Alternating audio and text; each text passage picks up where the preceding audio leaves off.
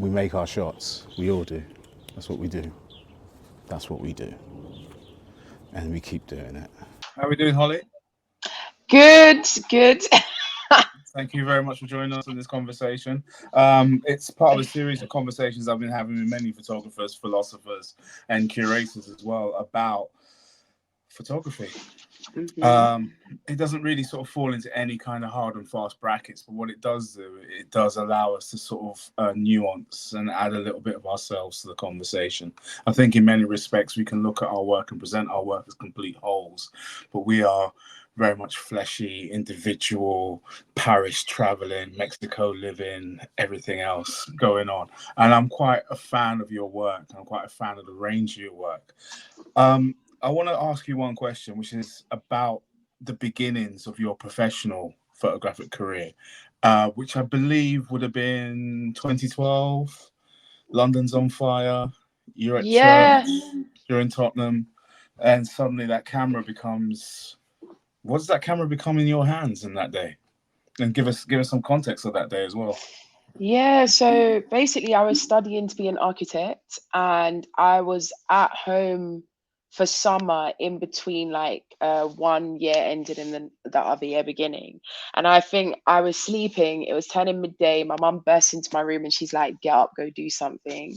And she was helping to produce this Christian play down in Tottenham Theatre.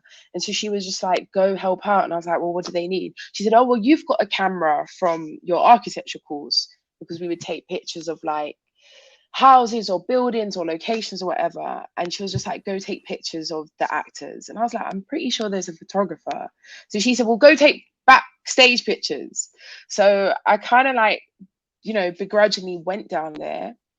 And was taking these very awkward shots of like actors kind of being like, what are you doing taking pictures of me? But outside, a group of people outside the theatre had gathered outside a police station. And I think when I first went out there was maybe like 20 people. But intermittently, in going inside, coming outside, every time I went outside, the crowd had got bigger. And I was like, basically the only person with a semi-decent camera just taking pictures of this crowd. And I wasn't a professional by any means. It was very point and shoot. And I remember they blocked Tottenham High Road, and it was, the road that leads into Bishopsgate and the financial district. And so all the buses backed up. And I was like, what is going on? And so it turned out that this man called Mark Duggan was shot and killed by the police, which, for us is quite unusual because police don't often have guns in this country. And so the family was waiting outside the police station to talk to the head of the police, because although it had been announced on TV and everything, no one had actually spoke to the family. And after 5 and 6 hours of like protesting, they sent out police to disperse the crowd and everything, but the family never spoke to the head of the police. And so they eventually left. The roads then cleared up, and 500 people came to see the sold out play about the end of the world and Jesus coming again, and there being riots and chaos on the streets.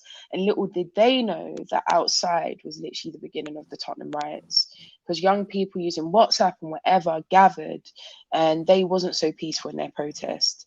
And they wanted their voices to be heard for like a myriad of reasons. And it was only during the intermission, when the crowd started to come out, did they even know what was happening. And so it was very surreal seeing one emulate the other. And so my mum worked with the police to help these 500 people evacuate in small groups out the back of the building.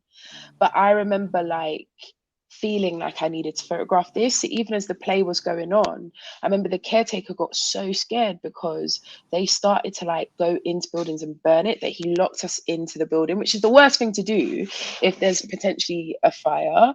And he ran off, no one could find him. And so I remember I was like, okay, I can't get out. And so I climbed up into like the roof space of the building, and it was being refurbished at the time. And it was quite scary and really dark, and there was like rats everywhere. I remember dropping my bag and like feeling rat scurry, and I was just like, this is gross, why am I doing this? But I just felt so compelled, to the point that I was like hanging outside of a roof space with like very shaky arms and just like filming footage and taking pictures. And I don't know what that feeling was, other than me just thinking this is really important and I have to document this. And so anyway, when it was my turn to evacuate, I kind of walked towards the burning buildings and I felt something yank me back, and it was my mum dragging me home. But she did the very nice thing of contacting the BBC and was like, hey, do you want these pictures, this footage? And at first they said no, because they had press come to photograph the burning buildings and the silhouettes of people like climbing out, and the hero shots. But I think once they realized that civil unrest just wouldn't be a one-day thing, but it would spread to other cities around England. I remember Manchester, and then there was like a nationwide curfew. They kind of got back to me after day 3 or 4 and was like, actually, we're going to do a documentary about this. Can we please send a courier? And so I'd put it on CD, and that was like the beginnings of my photographic journey. And suddenly we were licensing images and seconds of footage, and I was just like, I wonder if I could do this forever. So yeah, that was it.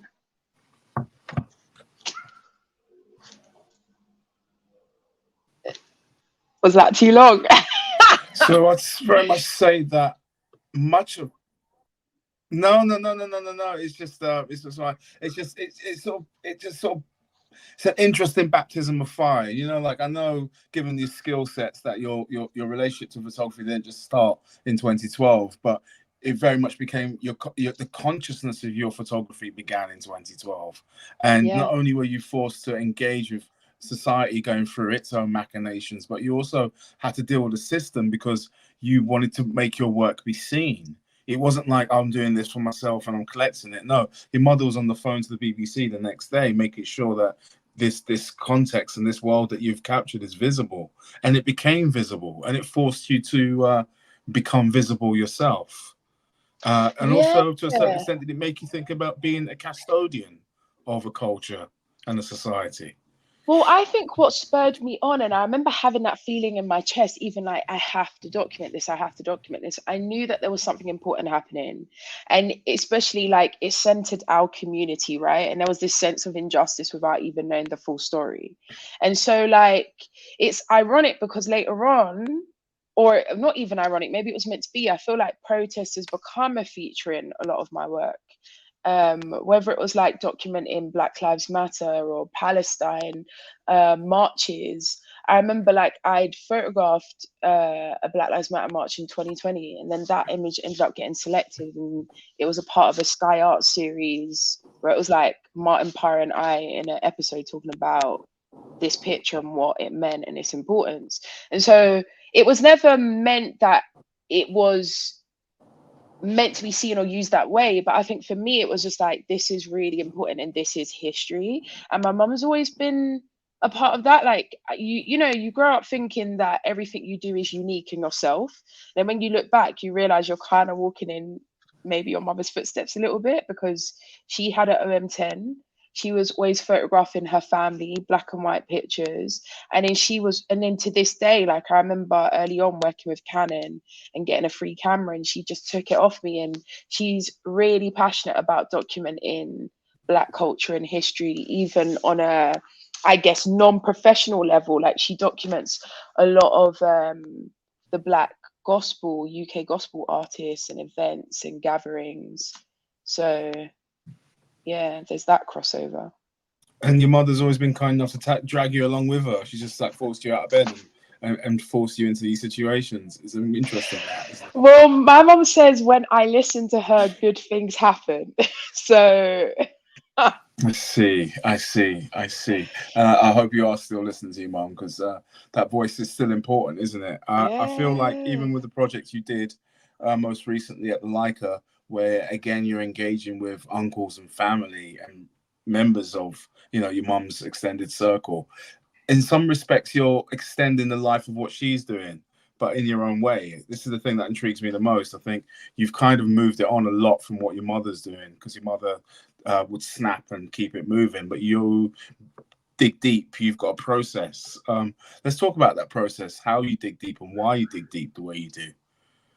Well, actually, my mum was the reason that project happened too. So she's like, her chest is high. She's loving the accolades. And Yeah. that was her basically saying, Holly, your uncle, great uncle, I think might even technically be a distant cousin, but let's go with great uncle, was like, she said, he's been a bishop for longer than you've been alive and he's about to retire. And I don't think a single person has captured a portrait of him. Can you please go down there and go do that? And so I did. I brought some friends, I brought lighting and actually like photographed him on film, and it was really beautiful. But in doing that, we did it whilst it was inside the chapel, so the church was empty and he wore his uniform. I actually think before I even did that portrait, my mum invited me to some event that they had at the church. And I was like, okay, there's something here.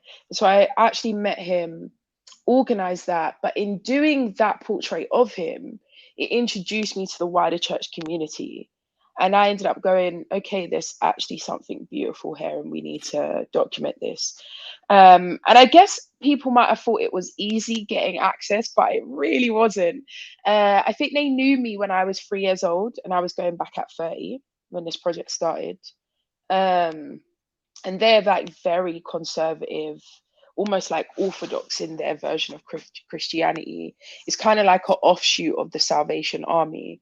So they wear like, you know, they call them the Light Brigade, and they have a march and they have songs and they have like a statement of, I don't know, they call it the word, it's not morality, but they have a whole heap of processes. And the elders had to meet and agree if I was going to be allowed to photograph them. And there was a lot of back and forth. But it was again important and it was a part of our culture. And I think by this time, I've been fortunate to travel a lot for work and to document a lot of different cultures and events and wildlife stories and all these great things. And then I didn't realize that sometimes your most impactful stories are the stories closest to home. And so for me, it helped me realize that it's not that we lack stories, is that sometimes we don't realize what's noteworthy and that can get overlooked. Because I'd grown up in the church. And so for me, like maybe I didn't see, it took a while for me to see what was special about some of those things. And this church especially, like there's a lot of theatrics, there's a lot of beauty. And so I first went and sat with them during their time of worship and worshipped with them before I ever like introduced the camera. But it was for them to realize like I'm actually here, and maybe I'm not as conservative, but I'm not trying to be crazy within their space. And it was also a balance because I think I had then documented a really important day, and it was the changing of the hands of the bishop. And so my uncle was ordaining the following bishop to be head of that church, who is the late Reverend Noreen Simpson, who ended up passing away. And so that night when I documented her, I didn't know that 3 months later she would actually pass away, and those would be the last images of her. And so when you talk about being a custodian of the work, like sometimes we don't even realize the weight the work holds until it's been done, or you get to sit with it. Or I've not reached the time in my career where maybe in 20 years time a lot of this work has so much more impact and work that's sitting on hard drives that maybe I haven't looked at or sitting as negatives, you know. So but that really hit home for me. And I remember like they were anointing her, she was on her knees crying, and there's like tears coming down, there's zero lighting, and I'm pushing that ISO, and I'm just like trying to be as close as possible whilst also understanding that I'm an outsider in that space. And so there was a lot of like trying to find balance, you know, being respectful, understanding that people are sharing their most vulnerable moments when there's like moments of worship. But also, where have you gone? I can't see you anymore. Yeah, it's a balance. But this is the first project where I saw the importance of going and keep going again and documenting it not as a one-time thing, but maybe as a series over a number of years. these scans, to see the edits and the choices that you had to make to ultimately create a display that was seen at the Leica store. And with that, I think bring in the theatrics of that particular church. But it's more than that. I think it's no coincidence that they call the Light Brigade. I think it's no coincidence that, and the picture I want to see as part of this podcast is that portrait of your uncle, the bishop, the light that came behind him, the fact that you photographed it, you printed it, you scanned it, you produced it. You really took this as a very personal project. There was nothing about this that to me was commercial or was about the money. It was about this particular gift that you seem to have been given as part and parcel of the family you were born into. I don't think it's any coincidence that the Maries and the Catos are not you're not small families. You're very much a part of the island of Jamaica and a part of many other diasporas that make up your DNA. And at the same time, you are forced by nature of life and everything else to record and tell these stories. I think you do it really well, and I think you do it really gracefully and honorably to the subjects that you're fighting for, because they without you there is no voice, there is nothing. These churches are there to, these people's spirits are very much engaged in a God, in an army of God, in an army of goodness, but they're not looking for the clout that we have in our contemporary society and the virtual signaling that would come with what they're doing. But ultimately, seen in your photographs, the emotion, the spirit. I very much want to share this work. Thank you for that. That's really beautiful. Can I say two things though? Because people don't know. In the lead up to that exhibition, we was curating an exhibition for the South Bank Centre. Yes. And we was also running a photography course that ended up spiraling into something a lot bigger, where we built out a dark room and we did a full production where 15 people did original photo shoots and all this great stuff, right? And so much of my personal focus was on curating that show. And because of that, when it came to obviously the producing, the editing of the work, I was there. But the actual show, the printing, the framing, we had a curator. But you showed up, and I don't know if that was by chance or if you had orchestrated that, but I just remember you sitting with Richard, the printer at Photo Fusion, and you actually going through the colors and being like, no, Holly, we want that warmer, and you put that time and that care that wasn't asked of you, wasn't expected, and was so touching for me, because I was like, wow, you're really about it. You invest and you care about artists' work and about people's work. And so when we even talk about custodians, you do that as well, because you end up helping us make better work, and do you know what I mean? And push us to be better artists. It's not just me. There's a team of people that I feel like you're investing in very quietly and very beautifully. So thank you. Yeah, no, and I feel like that's an important aspect of our artistry as photographers, that we're not alone. I think maybe contemporary photographers might feel like they're alone, but that was never the case. You're always part of a network, not so much a team, but a network. Now you have to build your teams. I understand that. But that network was very much based on the choices you made, i.e. the choice of printers, the choice of film, the choice of cameras, and the nature of the type of production that you wanted your work to be seen as. Because I think, and if I'm not mistaken, yeah, the first time you got me into the dark room, it was to print that picture of my uncle. It was like, yes, you have to get the colors right. You have to learn to print it. This is your thing. absolutely. Because I think you understand color. I think there's so many things about photography that you understand intuitively that I think is quite beautiful. In a way, it kind of leads to my next question: is how much of the architect in you influences your photography? Because I think there's a certain construction to the way you work. I always think nothing we do is wasted. As a commercial photographer, there's definitely skills that I have brought in to pitching work or sitting in meetings, because I think about in architecture school doing crits where you'd have to present your work to your tutors, but also guest tutors who might work in practice, and often they'll fight and bicker and whatever. And I would always say I was great public speaking, and that honed it in. I never took things too seriously. I remember seeing people cry and just being like, you know, develop thick skin. But it also taught me to sell an idea, and sometimes to sell an idea when I hadn't actually done the physical work, but managed to get the theory and enough visuals together that people loved it. And I think that you end up doing that in commercial. I would say on an artistic level, especially starting off as a street photographer. And the main reason why I did that was I didn't study to be a photographer. And so I just thought, okay, well, I was with my camera on the street and there was a protest. I'm just going to continue being with my camera on the streets.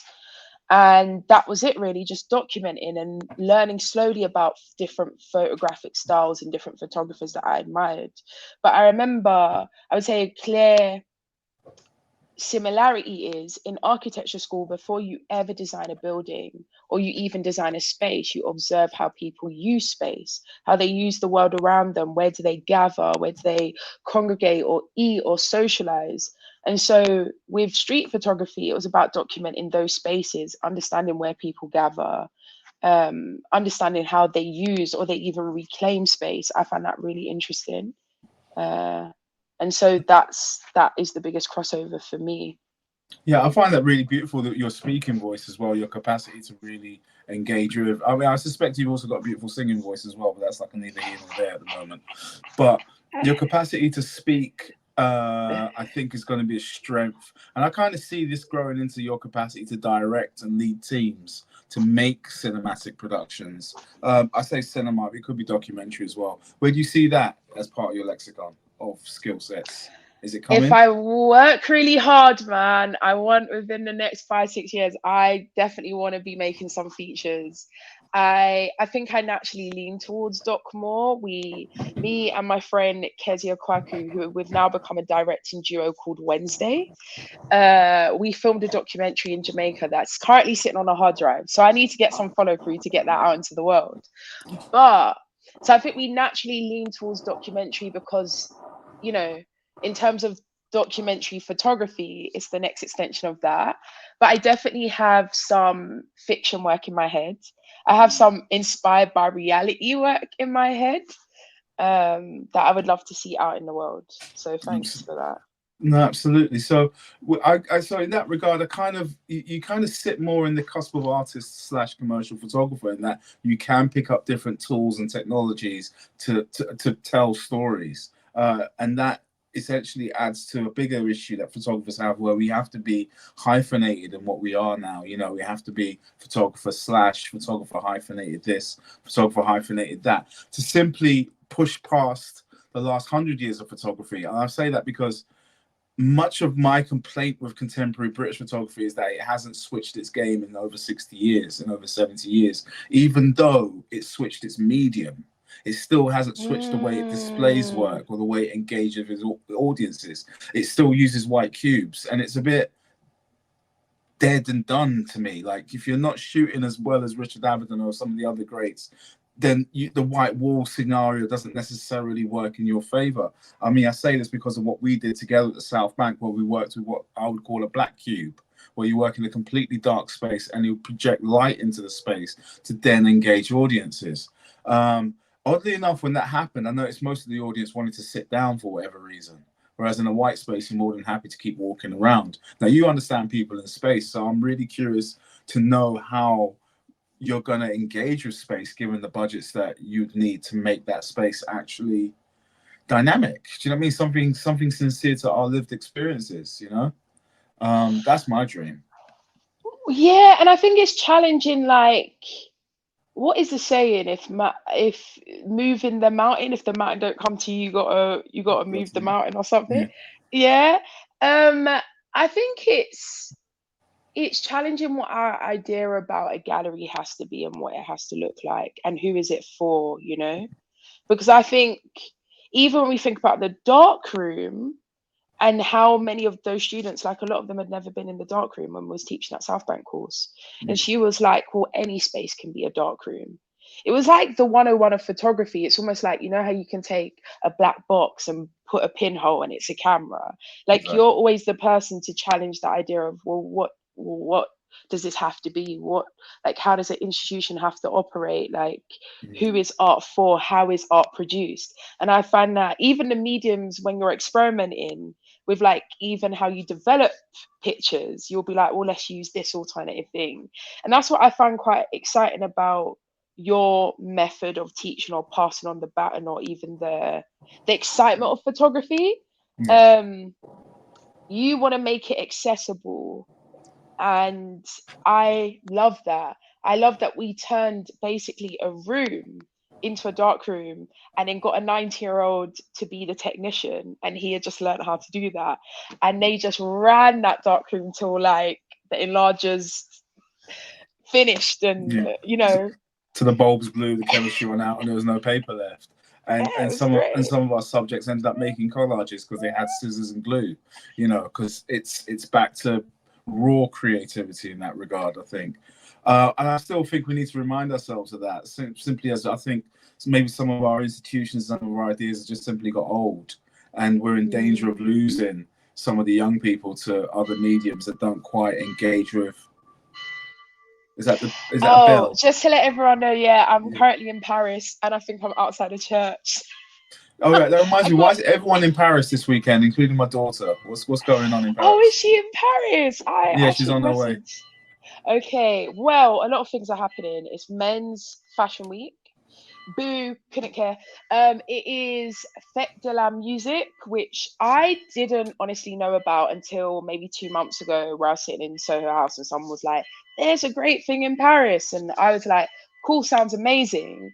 And then I randomly got a notification that I thought was spam, basically alerting me that there was a train Eurostar tickets, £35 each way. And I was like, I wonder if the dates collide, and it did, and we're here. And I actually cancelled and said I wasn't going. And then in true me fashion, the day before, I was just like, actually, I will. Let me book a hotel. Nice. Let me get to the laundrette the day of leaving.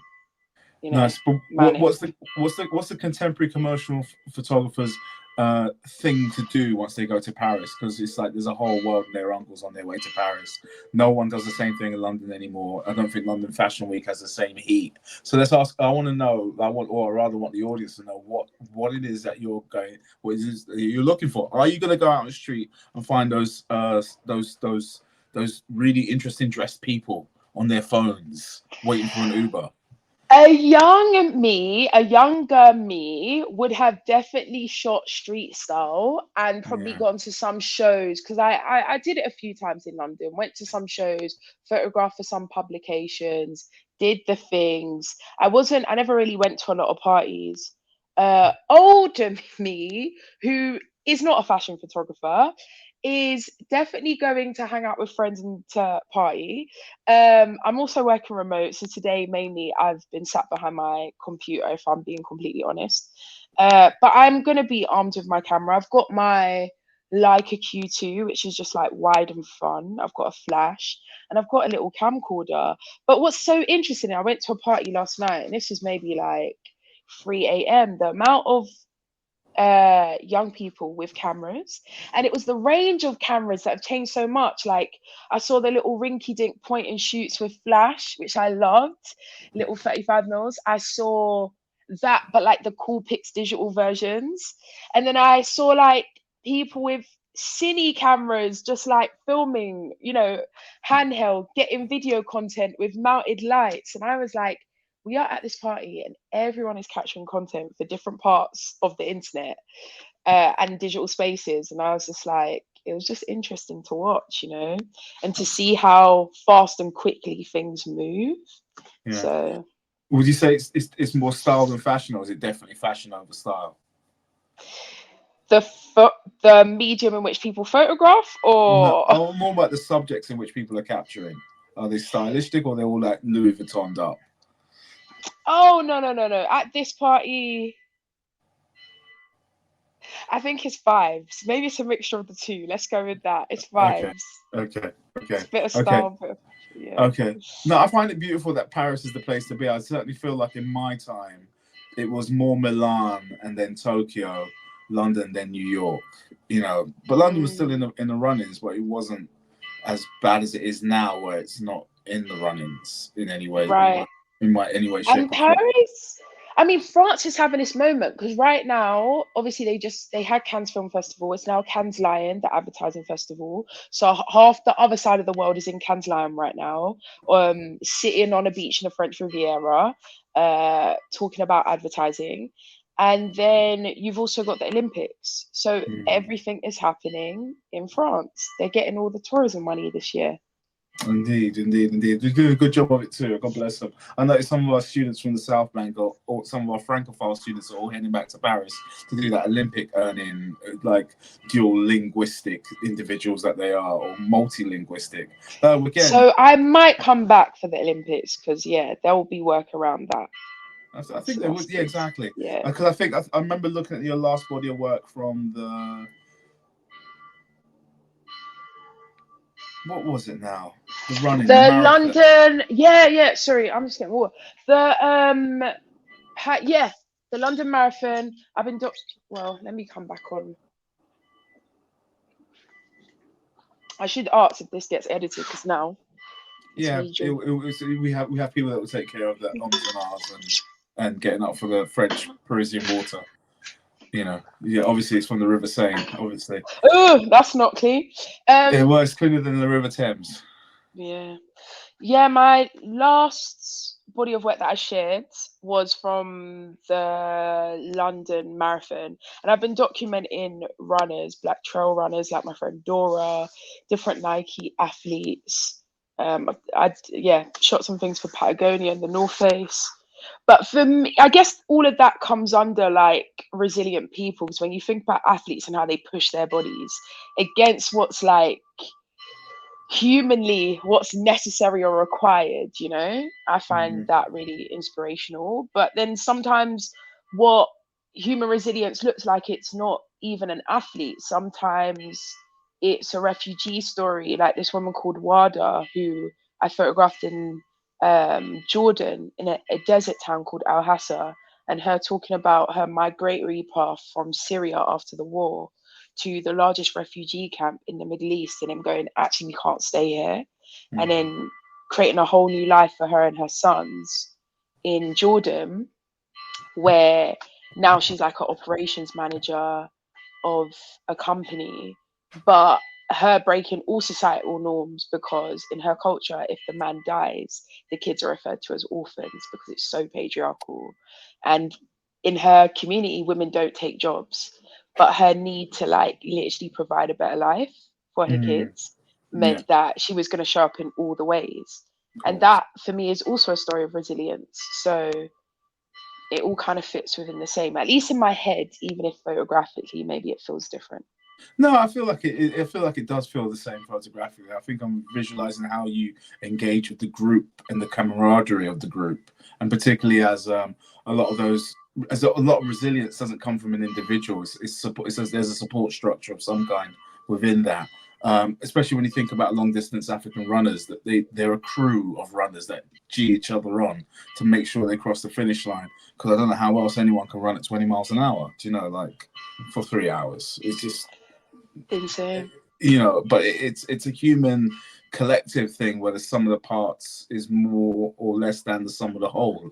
And I find that you try to capture the sum of the parts and the whole as well, which is I think part and parcel of your eye and your inquiry, which I think is really again a part of this conversation, a part of your spirit behind the lens, and ipso facto the spirits behind you, your mother and the ancestors that have carried a lot of weight, like even because I think you have ancestors that chose to live on the top of a mountain, like it's it's a long slog. So tell us about Jamaica and how that fits into your photographic neighborhood, mind view. Yeah, so Jamaica is an interesting one. I grew up in a Jamaican household. My parents were born, both of them, in England, but I lived a lot with my grandmother when I was younger, and her and my granddad came from Jamaica, my maternal grandparents, and it was interesting growing up with them because my idea of Jamaica was so deeply rooted in their existence. and not in TV or popular culture's idea of Jamaica. And so they always felt very different to me. But with that, whenever we would talk about going home, I would always hear the negative things about Jamaica and violence, this and that. And so I was often put off. I was also put off for political reasons. I remember meeting a poet. Oh, what's his name now? He wrote this great poem called Oroka Bessa.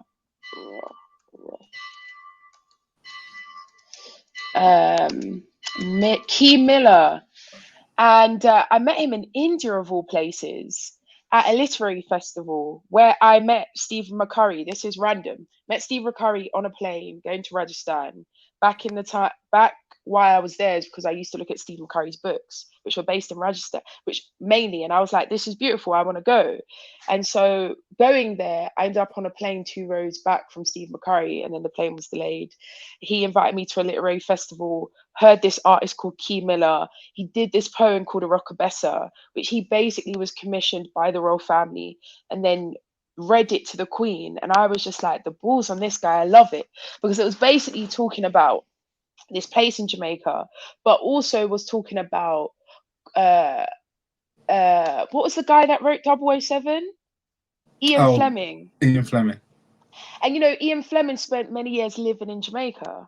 And there's stories about him eating his roast breadfruit and his ackee every day. And he was like, how can the English government say that they took no gold from Jamaica when this man called Ian Fleming sat and wrote this story about James Bond and the scenes coming out of the water of the beach, which was probably just a Jamaican guy coming from the water fishing.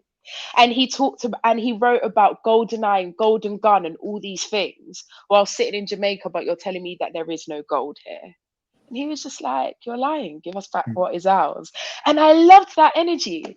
But I remember him talking about a Jamaica that clicked with me, the uncomfortability of it, because Jamaica's got its independence over 60 years ago. But when we think about tourism or even ownership, very little belongs to Jamaicans. When we talk about, like, I think about the tourism industry that basically is still run by the English and the Americans.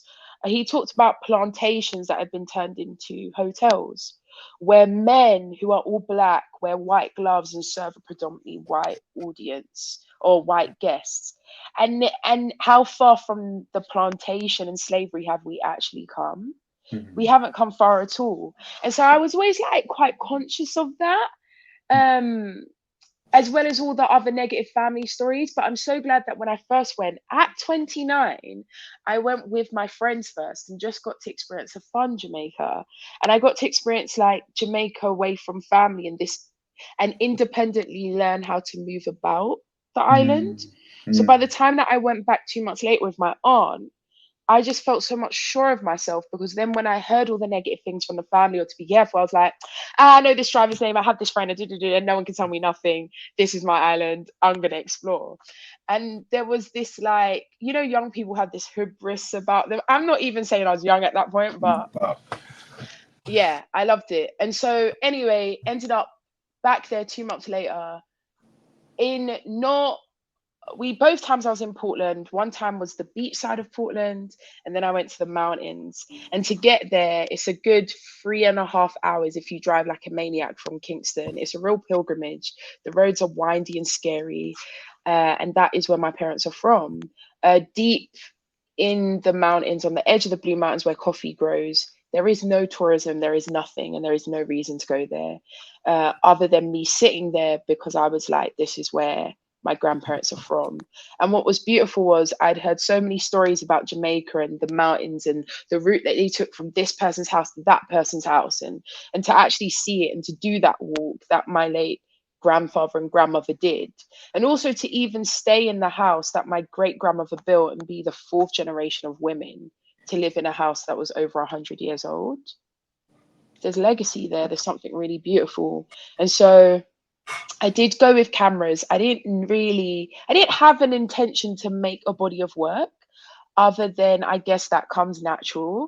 And unlike other trips where I'm so used to moving about in itineraries, this was completely different because it was about sitting still and just being. And so I started to sleep with 2 cameras right beside my bed. I think it was a digital M10R and a film camera. So basically the same camera, one digital, one not.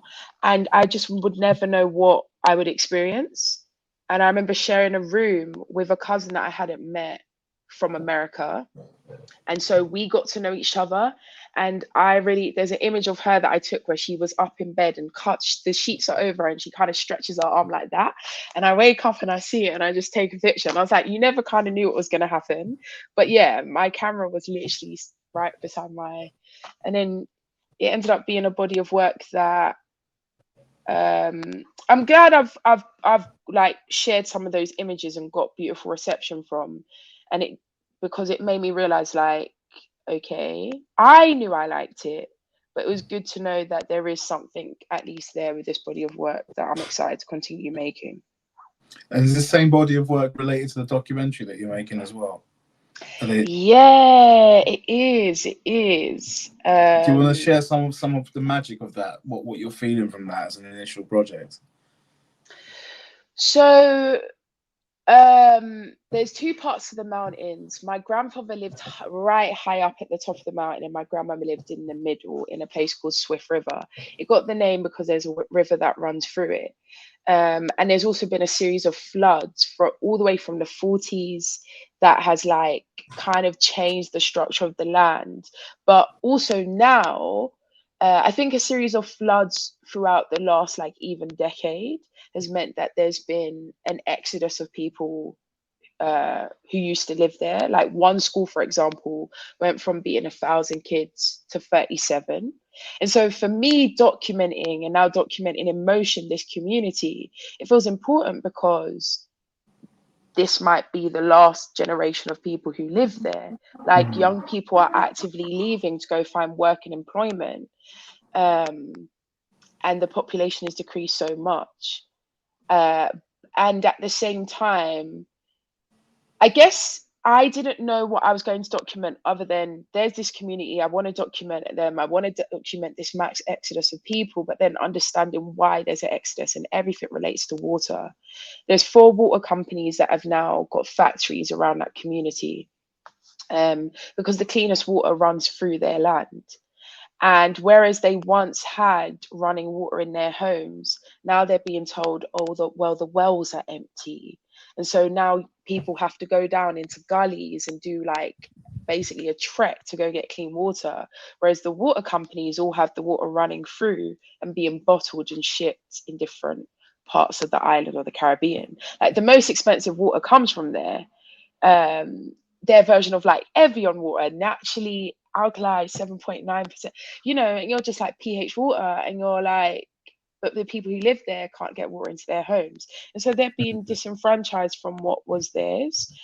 Even coffee that grows, a lot of coffee now, 75% of all coffee, I believe, gets shipped to Japan, and the price of coffee is so high, but yet farmers earn less than they did 10 years ago for a box of picked coffee. And so there's something interesting happening and also really like concerning where people are losing what's theirs. And like I said, also with the water, there's been a series of floods, and so people have had to leave. But now they're also getting the climate's kind of changed, and that area's always had a microclimate, but so it's always been a lot wetter. But for the first time, they're experiencing famine, and so it's about how or droughts, should I say, which is causing like areas to be less green, but also for like whole rivers to dry up. And so we're seeing that effects. And so I've been documenting that. In the middle of me documenting it, I ended up getting dengue fever for 10 days and thinking I was going to die. And so it was very dramatic. And so I might be going back to pick up shots, but yeah, Swift River, that's what that documentary is about. People's relationship to the water and also the mass exodus of people. And there's like a lot of spiritual symbolism, especially within like Rastafarian culture, and how they feel like they're stewards of the water and the land and what they take from it. These maybe some young people who have other relationships to how they want to use water and quick but not great ways of kind of like, there was a story about people fishing, and so young people are like, oh, we want to make money really quick, and so they kind of like polluted a part of the water. They put poison to get all the crayfish to then sell it one day, but now there's no more crayfish because you've poisoned all the water. So, you know, as we're getting to know the community, the stories are flowing. But yeah, that's that project. Yeah, and it's interesting how the island is a microcosm of the world in that regard. You know, Jamaica being a very rich island, like mineral wealth, as well as cultural wealth and everything else. But I mean, this is the thing that particularly Jamaican photographers or people of Jamaican descent have had to factor in is the documentation of Jamaica, and the fact that Jamaica is a massive diaspora in itself, all over the world, whether it's New York, Canada, LA, or Florida, and that in itself has England as well, and that's also a fascinating thing as well. So there's always this, the Jamaican people are much bigger. What's that saying, Talawa? I never know how that breaks down, but that seems to apply. If you don't mind defining that for me right now, Talawa, small but mighty, and yes. that is because like it's an island of 2 million people, but our impact is global.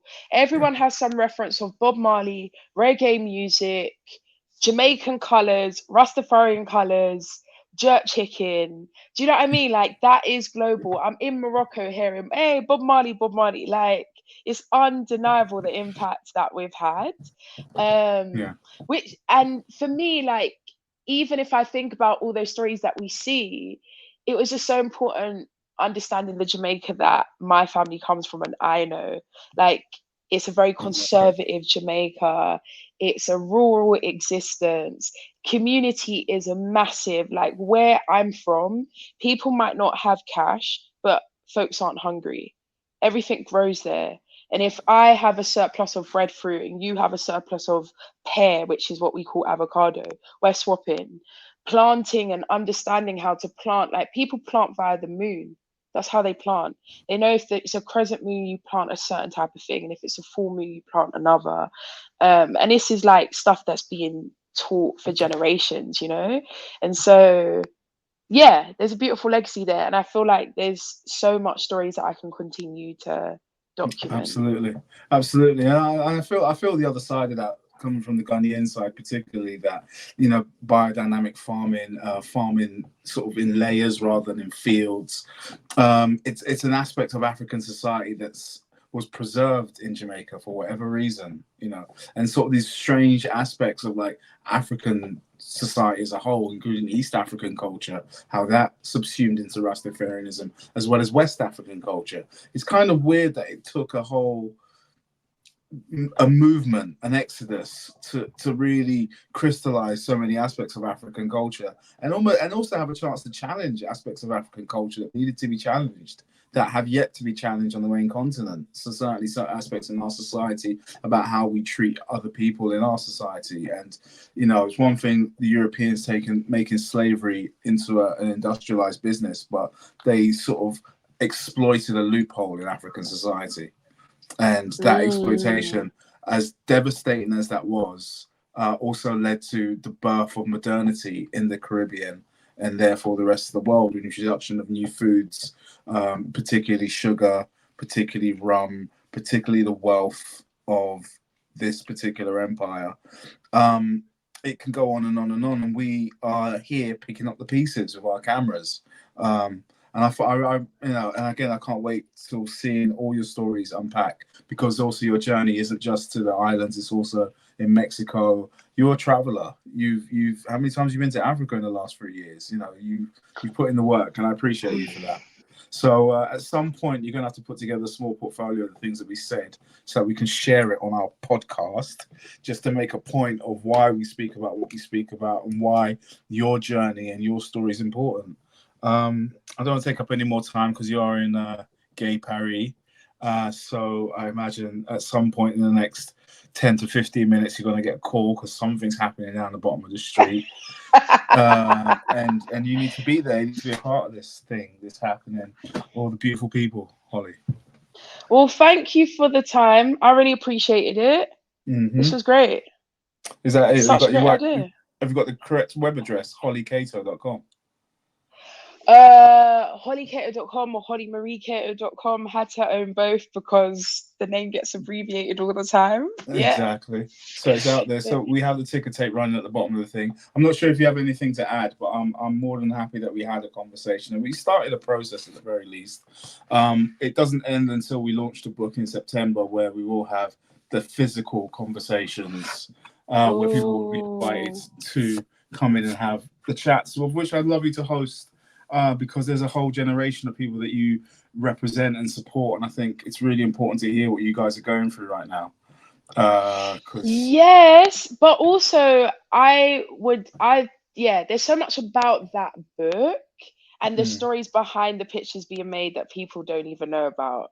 But so we gotta start like sharing some of those. But yeah, absolutely. And I'd love that. I'd love to do that. But again, I think it's a part of a conversation. It's a conversation I'd love to have in a nice room somewhere. I don't know, maybe 180 the Strand, maybe, in one of their many basements, maybe just one Thursday afternoon, Friday, maybe a weekend. I don't know. I'm just trying to visualize this thing, see if I can conjure it into happening.